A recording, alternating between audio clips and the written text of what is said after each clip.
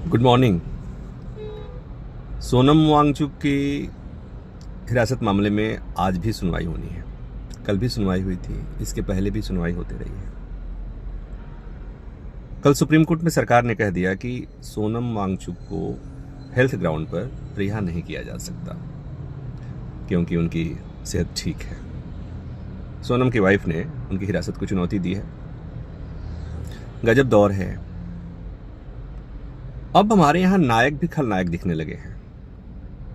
खलनायकों को हम नायक तो पहले से मानते रहे हैं। मैं ये बात इसलिए कह रहा हूं कि गिरफ्तारी के पहले, हिरासत में लिए जाने के पहले तक सोनम के बारे में जितना आप पढ़ेंगे आपको लगेगा कि सोनम वांगचुक जैसे लोगों की ज़रूरत इस देश को है।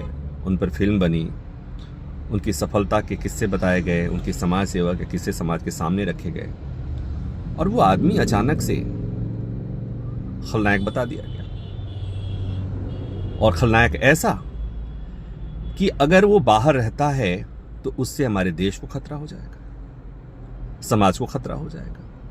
ऐसा ही सुप्रीम कोर्ट में कहा जा रहा है हिरासत को सही ठहराने के लिए। केस के तथ्य आपको पता है। उस आदमी ने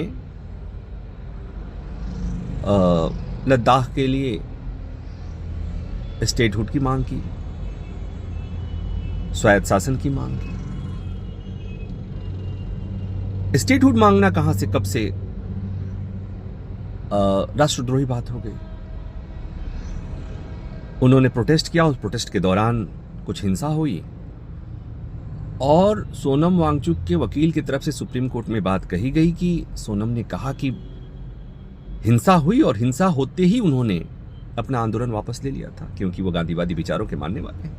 गांधी जी ने भी चौरी चौरा असहयोग आंदोलन के दौरान चौरी चौरा कांड हुआ और जैसे उन्होंने वापस ले लिया था। लेकिन सोनम को हर संभव कोशिश की जा रही है कि उन्हें राष्ट्रद्रोही, देशद्रोही स्थापित किया जाए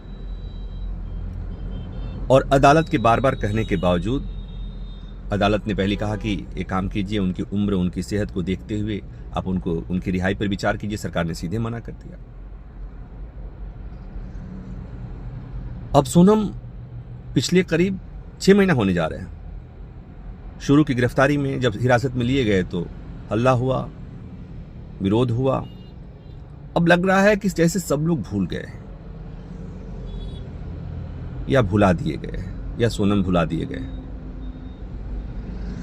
अब जो भी है, देश की सबसे बड़ी अदालत में मामला है। अदालत भी बहुत कन्विंस नहीं है कि सोनम को हिरासत में क्यों लिया गया। अदालत समय पर सवाल पूछ रही है। सरकार जस्टिफाई करने की कोशिश कर रही है। अदालत कह भी रही है कि ऐसा भी नहीं दिख रहा है कुछ ऐसा कि आप उनको नहीं छोड़ा जा सकता है, या उनकी बातों में उनके बयानों को अगर आप देशद्रोही बताने और राष्ट्र के खिलाफ बताने की कोशिश कर रहे हैं, उनके पूरे बयान को एक साथ देखे जाने की जरूरत है। ये अदालत कह रही है। लेकिन अभी तक मामला यही है कि 6 महीने होने को जा रहे हैं। बस इतनी सी बात है। अजीब दौर है।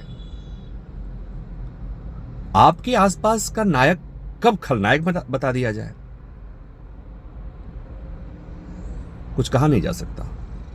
अभी सब कुछ मुमकिन है। Thank you.